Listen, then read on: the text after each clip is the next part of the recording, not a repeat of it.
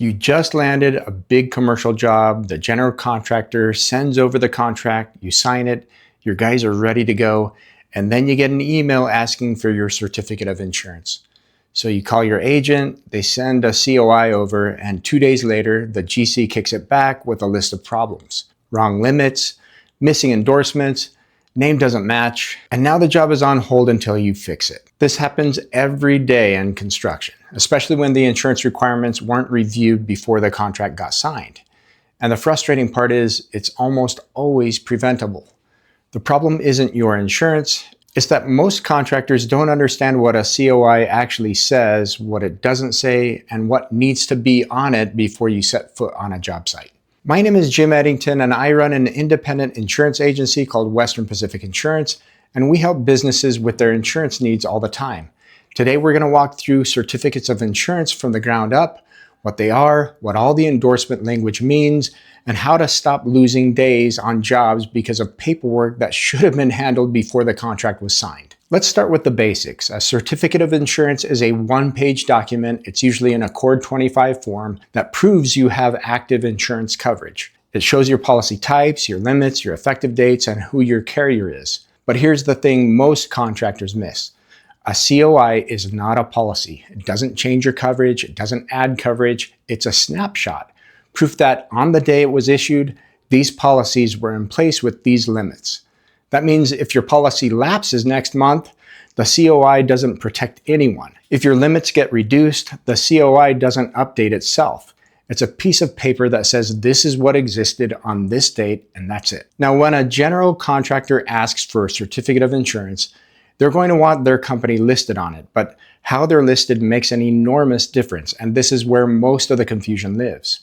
A certificate holder is just the party receiving the document. If you're a plumbing sub and you send a certificate of insurance to the general contractor, the GC is the certificate holder.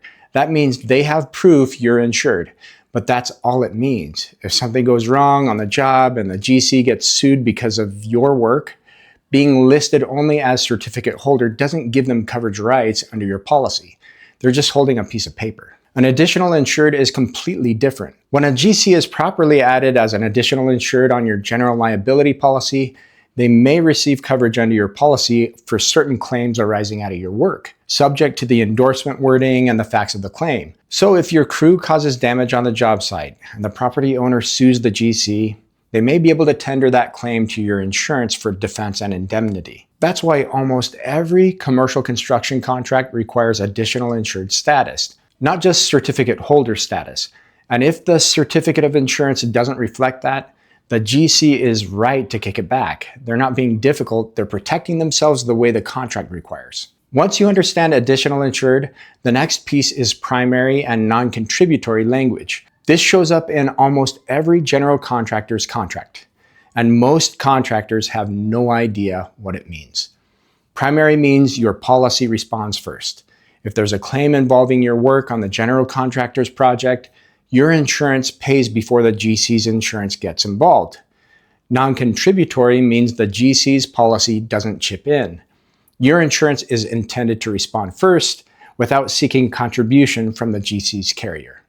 Without this language, the two insurance companies could end up in a fight over who pays what percentage of a claim. That delays everything, and it can affect the GC's loss history and their future premiums, even though it was your work that caused the problem. That's exactly what the GC is trying to avoid by requiring this endorsement. This next one sounds a little complicated, but the concept is straightforward. Subrogation is what happens after your insurance pays a claim. Your carrier looks around and says, wait, someone else caused this. We're going to sue them to get our money back. That's subrogation. The insurance company steps into your shoes and goes after the responsible party. A waiver of subrogation is an endorsement that tells your insurance company they can't do that, at least not against the party named in the waiver. So if the general contractor is named in a waiver of subrogation on your policy, and your insurance pays a claim, your carrier can't turn around and sue the GC to recover what they paid, even if the general contractor was partially responsible. Why would a general contractor want this? Because it keeps the project moving. Construction is complicated, multiple trades, multiple companies, things go wrong. The last thing anyone needs is insurance companies suing each other for years after the project is done. Now, here's where things get practical. If you're a contractor doing multiple jobs a year for different general contractors, you don't want to call your agent every single time to add a new additional insured, a new waiver of subrogation, and primary and non-contributory language for each project. That's what blanket endorsements are for. A blanket additional insured endorsement means that anyone you're contractually required to add as an additional insured is covered automatically. You don't have to name them individually. Same idea with a blanket waiver of subrogation. If your contract requires it and the blanket endorsement wording fits, the coverage may apply without scheduling each party one by one. Not every carrier offers blanket endorsements, and not every policy includes them by default. This is something your agent should be setting up proactively and not scrambling to add after you already signed a contract and the general contractor is waiting. If your agent has you calling in to add endorsements one at a time for every new job, that's worth a conversation about whether your policy is structured the right way for the kind of work you're doing. Here's something most contractors run into eventually, and it can be one of the most frustrating parts of the process. The general contractor sends over their insurance requirements, and some of what they're asking for doesn't match how your policy is actually written. Maybe they want specific endorsement form numbers cited on the certificate of insurance.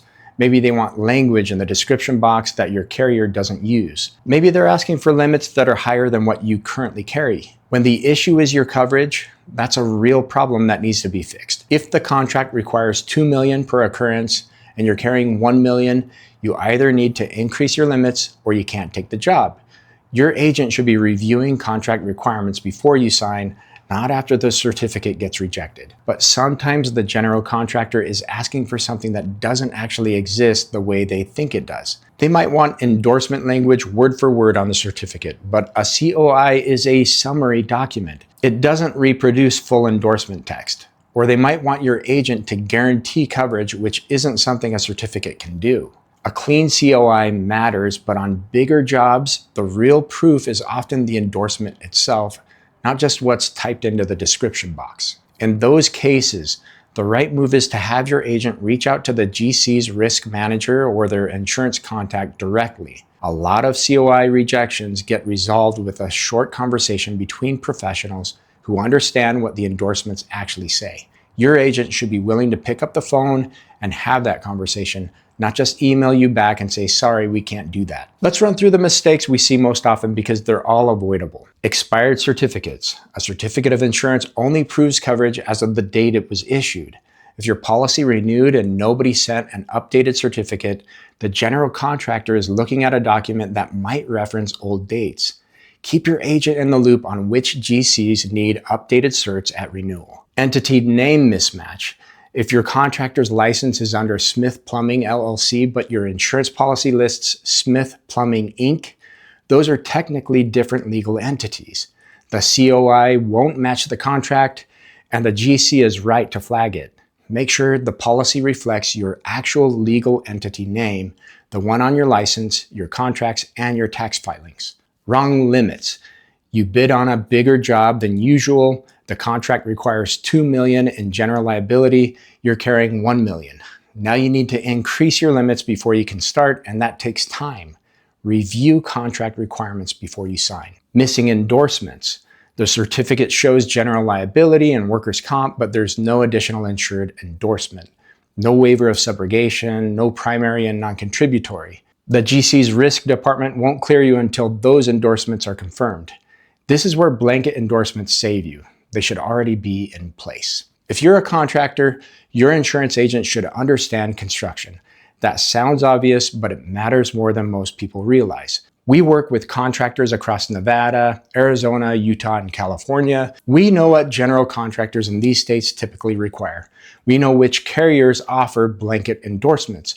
And we know how to read a contractor's insurance requirements and flag problems before you sign, not after the certificate of insurance gets rejected and your crew is sitting at home. Your agent should be reviewing your contracts, making sure your policy is structured to handle those endorsements you're going to need, and picking up the phone when a certificate issue comes up. That's the job. If your insurance feels like an obstacle instead of something that helps you get to work, there's a good chance the problem isn't the insurance, it's who's managing it for you. If you're a contractor and you want to make sure coverage handles certificate requests without the runaround, we'd be happy to take a look. We write commercial insurance in Nevada, Arizona, Utah, and California. There's a link below where you can reach us. Thanks for watching. We've got more videos for contractors covering insurance, workers' comp, and more. The link to get a quote is below.